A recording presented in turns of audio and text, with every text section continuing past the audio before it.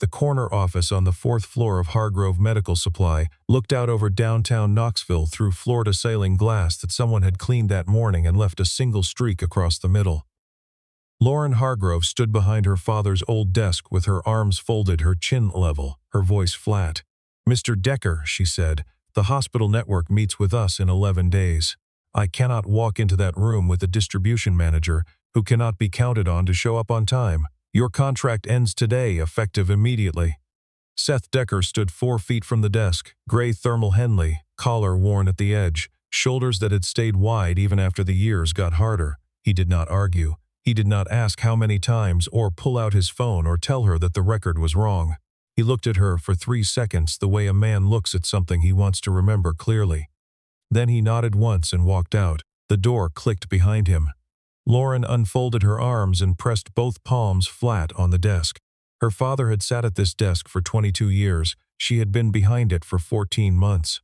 The room felt too big this morning, the way it always did when she'd had to make a decision she couldn't take back. To understand why he said nothing, you have to go back 8 hours.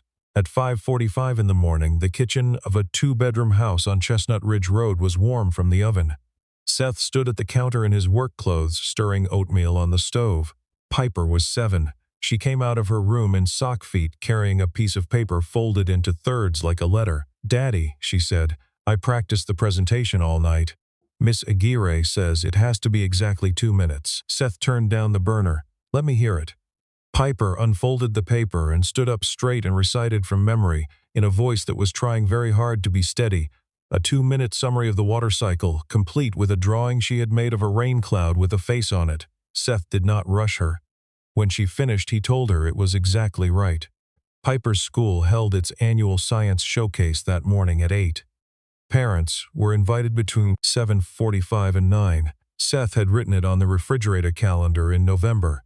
He had arranged to come in late, cleared it with his direct supervisor, not with Lauren Hargrove, who had been traveling that week and whose assistant had not forwarded the request the way she was supposed to. Seth arrived at Ridgeline Elementary at 7:42. He sat in the 3rd row of the gymnasium and watched his daughter explain the water cycle to a science fair judge with the paper rain cloud held up in both hands. He had planned to leave at 8:15. Piper won 3rd place and turned around to find him in the crowd before the judge had finished writing the score on the card. The look on her face when she found him was the kind of thing a father files away to carry for the rest of his life. He stayed until 8:45. He arrived at Hargrove Medical at 10:12. 3 miles away, Lauren had been in back-to-back meetings since 7:30. She was 38. She had her mother's dark eyes and her father's habit of running the company like a family, which meant everyone who worked there thought she would always hear them out before making a decision. What they did not know was that she had inherited not just the company but its debt, and the hospital network contract was the difference between paying off that debt in 4 years or in 12. The regional VP of operations was a man named Gordon Fitch, 54, the kind of calm that came from having watched 2 other executives lose their jobs to younger people and deciding to outlast them. He had spent 20 years at Hargrove waiting for Lawrence Hargrove to retire. He had spent 14 months deciding what to do about Lauren. That morning, Fitch had set a printed summary on Lauren's desk before her first meeting. A distribution manager in the Knoxville warehouse had clocked 17 late arrivals in the past 4 months. Seth Decker. "If the hospital network asks about our internal accountability standards," Fitch said, "this is not the file we want them to find." Lauren had looked at the sheet. Fitch's signature was at the bottom. She had handled it before noon. At 1 o'clock, Seth sat in his truck in the far corner of the employee parking lot with the engine running for the heat. He took a folded napkin from his glove box and wrote 3 numbers. $9,200 in savings, 4 months of mortgage. Piper's science camp through spring break. He folded the napkin into his coat pocket, drove to the river, and sat on a bench near the old rail bridge for 90 minutes. He did not call anyone. He had one person to call in this city, and that person was his daughter, and she was in school learning about the water cycle, and she did not need to hear his voice sound like this. He had lost his wife, Cora, 26 months ago. Not suddenly the way people imagine. Slowly, over 11 months, in a way that teaches a man to sit with something terrible and not let it show on his face. He had cried everything he was going to cry at 4 in the morning in a hospital parking garage, and since then his face had learned to be still. He drove to his mother's house in Fountain City and asked her to keep Piper that night. He said he had some paperwork at the office to deal with. He no longer had an office. At 6:15, Lauren sat through a working dinner with 2 members of the hospital network's procurement committee at a restaurant on Market Square. It had gone well, or as well as a dinner could go when you were carrying a contract worth $11 million in your coat pocket and trying to look like you didn't know it. She drove home alone on the interstate. Rain started at 7:10, the kind of November rain that comes in sideways. At 7:48, the temperature warning light came on. She pulled to the shoulder of exit ramp 398, a stretch of road with no overhead lighting that the county had been meaning to fix since the spring. She tried calling roadside assistance. 45 minutes. Her phone was at 11%. She stepped out and waved at the passing headlights. A black pickup went by. A minivan. An 18-wheeler that moved the air around her like a small storm. She counted without meaning to. 19 vehicles. Her blazer was soaked through. Her heels had gone into the gravel up to the ankle. She had not felt this small since the week after her father's funeral, when she had sat alone in the company parking lot for 20 minutes, because she couldn't figure out how to make herself go inside and act like she knew what she was doing. At 8:04, a gray truck slowed from the north and stopped on the gravel shoulder 20 feet behind her. The driver's door opened. The man who stepped out wore a gray thermal Henley. The headlights from a passing car caught the shape of him before it caught his face. He saw her first. She recognized him half a second later. They stood on the shoulder of exit ramp 398 in the rain for 3 seconds. The same 3 seconds that had happened in her office that morning, but reversed. This time she was the one who couldn't find a word. Seth walked toward her, not fast, not slow, the walk of a man who had already been through the worst thing that was going to happen to him and had come out the other side still upright. How long has it been running hot? Since the ramp. Her voice came out steadier than she expected. Thermostat or coolant. Either way, it's not a shoulder fix. He looked at the engine for 90 seconds with his phone flashlight. I can take you wherever you need to go. Get a tow in the morning. I can call an Uber. Not on 398 you can't. Takes 40 minutes minimum out here. He said it without attitude, just information. He was already pulling off his work jacket, a canvas Carhartt the color of dry grass. You're soaked through, Ms. Hargrove. She looked at the jacket. She looked at him. She put it on. It was warm in the specific way that a jacket is warm when someone has been wearing it all day. She got in the back seat. The front passenger seat was not empty. A child was asleep there, 7 years old, a fleece blanket with dinosaurs pulled up to her chin. Her head leaned against the window. On her lap, folded once, was a piece of paper, a drawing of a rain cloud with a face on it. Third place ribbon, red, still pinned to the blanket. That's Piper, Seth said as he got back in. She ran a fever after school. I picked her up from my mother's an hour ago. Lauren did not respond. She looked at the sleeping child through the gap in the seats. The red ribbon, the drawing still in her lap. This child should be home in her own bed right now if this morning I had not. She turned to the window. Seth drove the way a man drives when there's a sleeping child in the front seat and the road is wet. 5 under the limit. No hard braking. The radio off. The only sounds were the wipers and the rain, and once, a small sound from Piper that was not quite a word and not quite a cry, and that made Seth check the mirror without looking away from the road for more than a second. Lauren sat in the back with the collar of the canvas jacket held close to her face. It smelled like motor oil and cold air, and something underneath that was just the specific, honest smell of a person who does physical work. None of the coats in her closet smelled like anything except dry cleaning. She did not cry. She sat with a question that had been getting larger since the moment she recognized his face on the shoulder of that ramp. What did I do this morning? Who is this man? At 8:22, Seth stopped the truck in front of her building on Locust Street downtown. He left the engine running. Piper hadn't moved. Keep the jacket for now, he said. It's supposed to stay cold. Lauren opened the door. She stopped before she closed it. Thank you, Seth. He nodded once. He pulled away.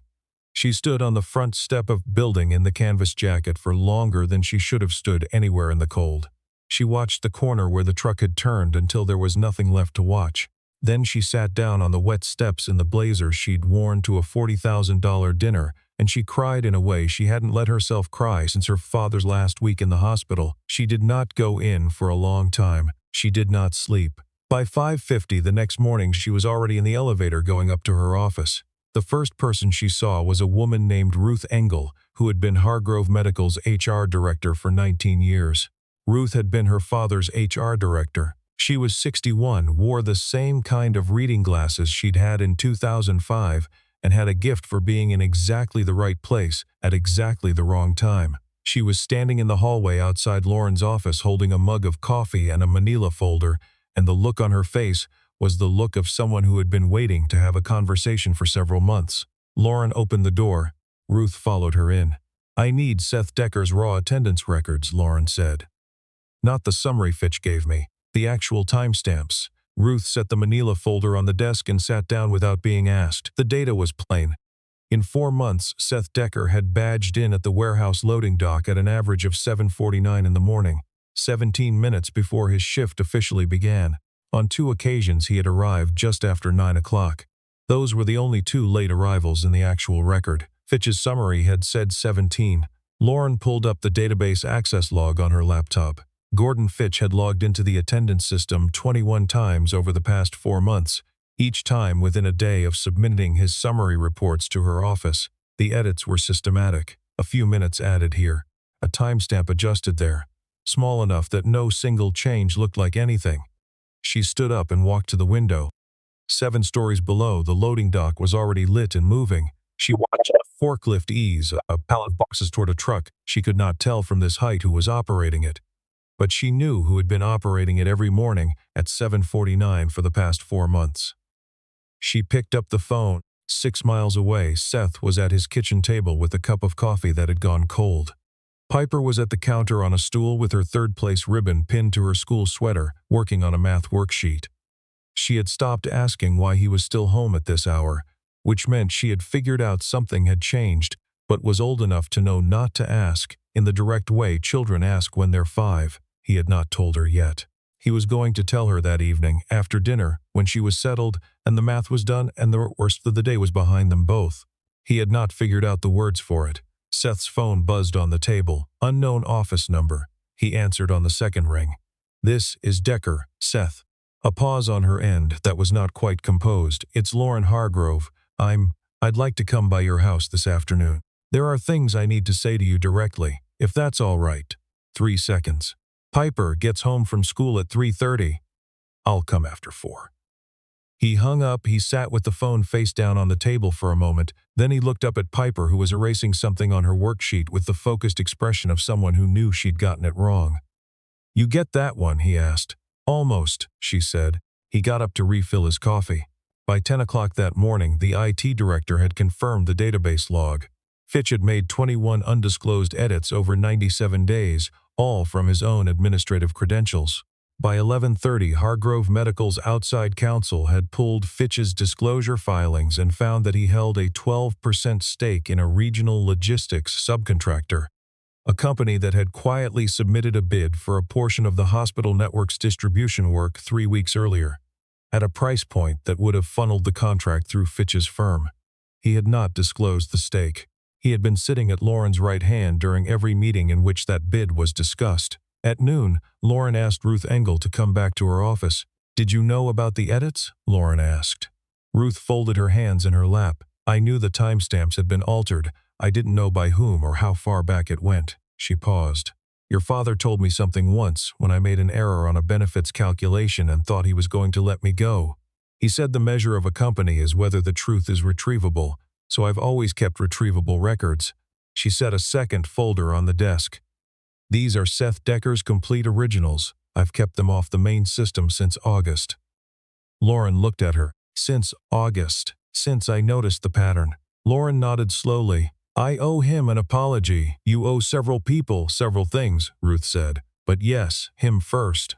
That afternoon, Lauren drove to the house on Chestnut Ridge Road. She parked at the curb at 4:05. The house was a white Craftsman with a green front door and a basketball hoop in the driveway that listed slightly to the left. She carried a manila envelope. Inside, a reinstatement offer with a corrected title, a letter of personal apology in her own handwriting, and the outside counsel's summary on Gordon Fitch. She knocked. The door opened before her hand dropped. Piper stood in the doorway in a school sweater with a fox embroidered on the pocket. The third-place ribbon was still pinned there. She looked at Lauren with the evaluating eyes of a second grader who had learned not to show everything she was thinking. "You were in the truck," Piper said. Lauren's mouth opened. Nothing came out in time. Piper stepped back and held the door open in the way children do when they've decided the question is already settled. The house was small and warm and carefully kept. A couch with a folded quilt, a kitchen table with 2 chairs and a third that was slightly smaller. On the refrigerator, held by magnets, were 24 children's drawings arranged in a neat grid. Most of them showed 3 figures, a tall man, a small girl, and a woman with dark hair. In the center of the grid, one drawing had been added recently, 2 figures under a tree, a man and a girl, with a space beside them that wasn't filled in but wasn't empty either, just open. Seth came in from the kitchen. He had changed out of his work clothes and was wearing a flannel shirt the color of pine. He looked at her without surprise. "Mrs. Hargrove, Lauren." He gestured at the table. She set the envelope down. She sat. Piper climbed onto the third chair and opened her math worksheet without being told. "The records were falsified," Lauren said. "All 17 instances Fitch reported were fabricated." He edited the database directly from his own account over a period of 4 months. He also has an undisclosed ownership stake in a logistics firm that submitted a bid on the hospital network contract. She slid the envelope across the table. "I've drafted a reinstatement with a promotion to Director of Distribution. The board meets next Tuesday. Fitch won't be there." Seth looked at the envelope. He did not pick it up. "I came here," Lauren continued, "not because the board is going to require it and not because the attorneys advised it. I came because you deserve to hear it from me in your house, where you don't have to be professional about it." Seth was quiet for a moment. He looked at the table. "I'll make coffee," he said. He went to the kitchen. Piper looked up from her worksheet and patted the chair beside her. Lauren, who had last sat next to a 7-year-old in any context she could remember sometime around 2011, pulled the chair slightly closer and sat. Piper showed her the math worksheet. It was multiplication. Piper had gotten the third row wrong and had erased it down to a gray smudge. Lauren looked at it. "Can I?" Lauren asked. Piper handed her the pencil. Lauren worked the third row. She got one of them wrong, and Piper corrected her without ceremony, the way children correct adults when the adult is wrong about something simple. From the kitchen came the sound of a coffee maker, and then the sound of Seth's voice, very low, talking to himself the way people do when they're trying to decide something. Then quiet, then the coffee maker finishing. He came back with 2 mugs and sat across from them. He set one mug near Lauren and wrapped both hands around his own. He looked at his daughter leaning over the worksheet with her eraser. He looked at Lauren sitting beside her with the pencil in her hand. He did not say anything. He just looked at them for a moment. "The third one on the bottom row is 42, Piper told Lauren. "I see that now," Lauren said. Seth watched them finish the worksheet. When Piper had folded it into her backpack and gone to get her pajamas, Seth picked up the envelope from the table. He opened it without rushing. He read the letter, the full page of it, handwritten, without looking up. He set it down. "You didn't have to write it by hand," he said. "I know." He nodded. He did not say anything else, and he did not need to. The following Tuesday, the Hargrove Medical Board met at 7:30 in the 4th-floor conference room. 7 members, the same oval table, the same laminate wood credenza that Lauren's father had bought in 1998 and that no one had ever replaced. Gordon Fitch arrived at 7:15 in a charcoal suit with a new pen in his breast pocket. He smiled at Lauren when she came in. She did not return it. "Before we discuss the hospital network timeline," Lauren said, "there's a personnel and disclosure matter that needs to come before the board." She nodded to the projector screen. The first slide was raw attendance data for Seth Decker, 4 months, day by day. The second was the database access log, 21 edits, all from a single administrative account. The third was the account number, Gordon Fitch, VP of Operations. "This is a technical error," Fitch said. "IT can confirm the access logs are unreliable." The fourth slide came up. Fitch's ownership stake in the logistics subcontractor, 12%, undisclosed for 14 months, date amounts. The LLC registered in Delaware. The current bid amount. "This is entirely unrelated to anything discussed in this room," Fitch said. He was no longer leaning back. "You cannot terminate me over a private investment that." The door at the back of the conference room opened. Seth walked in first. in a gray thermal Henley, and the canvas jacket Lauren had returned to him that morning. Behind him came Ruth Engel, carrying a manila folder that she set on the table without sitting down. Behind Ruth came a man Lauren had never met. 63, a straight back, a short white beard, the kind of stillness that came from having been in places where stillness kept you alive. His name was Harold Cofield. He had been the senior warehouse supervisor at Hargrove Medical for 11 years, before a back injury moved him to records management, where he had remained, quietly, cataloging everything. Harold set a second folder on the table beside Ruth's. Inside were 11 years of handwritten shift logs, not the digital records, the actual paper logs, the ones Harold had kept in a filing cabinet in the records room because Lauren's father had told him once in 2009 that paper didn't get hacked. Mr. Decker's arrival times, Harold said, in a voice that did not modulate for the room, are documented here for every shift he has worked at this facility. If you would like me to cross-reference them against Mr. Fitch's summary report, I can do that now. Or I can do it under oath, either is acceptable to me. Fitch looked at Harold. He looked at the folders. He looked at Lauren. Ladies and gentlemen, Lauren said, the board has the documentation. I'd like to call a vote on separation for cause effective today. The vote took 6 minutes, 5-1 with one abstention from the board member who had been Fitch's college roommate and had the self-awareness to recognize he should not be one of the 5. The company's outside counsel walked to Fitch and asked for his badge. Fitch stood up. He looked at Lauren the way people look at someone they've underestimated and are still angry about having underestimated. He opened his mouth once. He closed it. He set his badge on the table and walked out. Ruth stood in the doorway as he passed. She did not look at him. She came back to the table and sat down. Seth had remained standing at the back of the room the entire time, his hands at his sides. He did not look satisfied. He did not look anything in particular. When the board members began gathering their folders and their phones, he looked across the room at Lauren. She looked back at him. She nodded once. He nodded back. The two of them were still and quiet in the way that two people are, when thing has been resolved between them that doesn't have a clean word for what it was.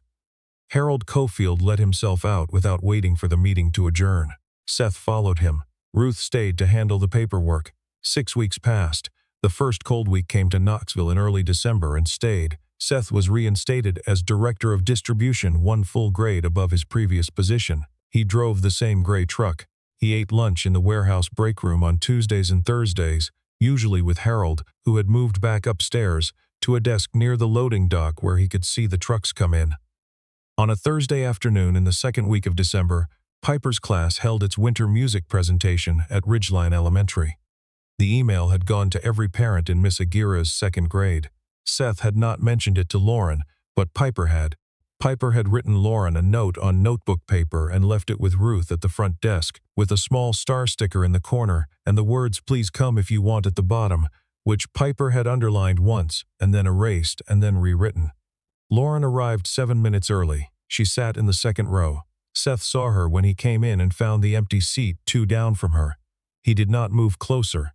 He raised his hand once in the way people raise a hand when they don't quite want to wave. Piper's class sang 3 songs. Piper was in the back row because she was one of the taller ones. She found Seth in the audience during the second song and her face went the specific way it went when she found him in a crowd, and then she found Lauren beside him and her face went still in the assessing way that meant she was filing the information away to think about later. After, they walked to the parking lot together. Piper walked between them. The December air was cold and dry, the kind of cold that makes sound travel farther. Piper found a pine cone on the sidewalk and carried it the whole way. Miss Aguirre says we might do a science project on weather in January, Piper said. You'd be good at that, Lauren said. I know, Piper said without false modesty. Seth looked ahead at the parking lot. The faintest edge of a thing crossed his face that was not quite a smile. They reached the point in the parking lot where their cars were in opposite directions. Piper squeezed the pine cone and looked up at them. Then she walked to the gray truck and got in the passenger side and pulled the door shut the way a child pulls a door shut when she is giving the adults a moment. Seth looked at the truck. He looked at Lauren. She keeps your number saved as the lady from the truck, he said. I'm aware, Lauren said. She texted me a picture of her science fair drawing in October. Seth was quiet for a moment. She didn't tell me that. No. He looked at the truck again. He could see the back of Piper's head through the window. She was looking straight ahead at the dashboard. Cora liked December, he said, with no transition, just said it like a sentence that had been waiting for a place to land. She said the cold made everything feel quieter. Lauren did not say anything. She let the sentence be there. It does get quieter, she said after a moment. Not because it was the right answer, but because it was true. Seth nodded. He put his hands in his coat pockets. Drive safe. You too. He walked to the truck. She walked to her car. She did not watch him leave, which was a decision she made on purpose, and it cost her something. By February, the snow that had surprised everyone in January was gone, and the hills outside Knoxville were beginning to suggest green around the edges. The hospital network contract had been signed in mid-January. It was the largest contract in Hargrove Medical's history. Lauren had taken the signed copy into Ruth Engel's office and set it on her desk without saying anything, and Ruth had looked at it and taken off her reading glasses and nodded once, which was as much as Ruth ever did. Seth had renegotiated the distribution timeline in the new contract, cut the fulfillment cycle by 9 days, and done it without telling Lauren he was going to do it beforehand. She found out from Harold. On the second Saturday in February, Seth was replacing a section of back fence in the yard of the house on Chestnut Ridge Road. Piper was supposed to be inside doing her reading homework, but she had come outside and was sitting on the back step watching him with her book open in her lap and the pages unturned. At 10:45, a white Subaru pulled to the curb. Lauren got out with a bag from the hardware store. She held it up when Seth turned. You said last Tuesday the latch was the wrong size.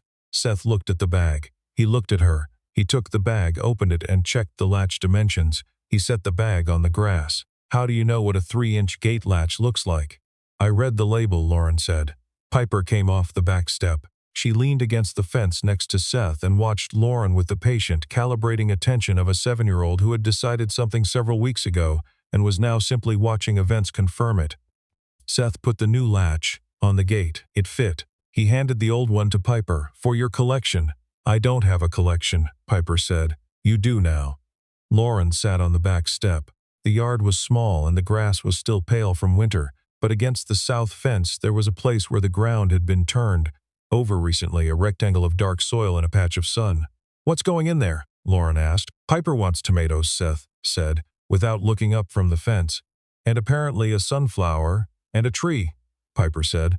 But Daddy says we have to wait. Wait for what? Lauren asked. For when we know what kind, Seth said. He said simply, about a tree, and about something else, and they both knew it was about something else, and neither of them said so. That afternoon, the three of them sat around the kitchen table. Piper had made sandwiches, which she informed them she was capable of doing herself, and had cut them into triangles, which she said made them taste better. Seth got glasses of water. Lauren found the napkins in the second drawer. There was no occasion for it. There was no announcement.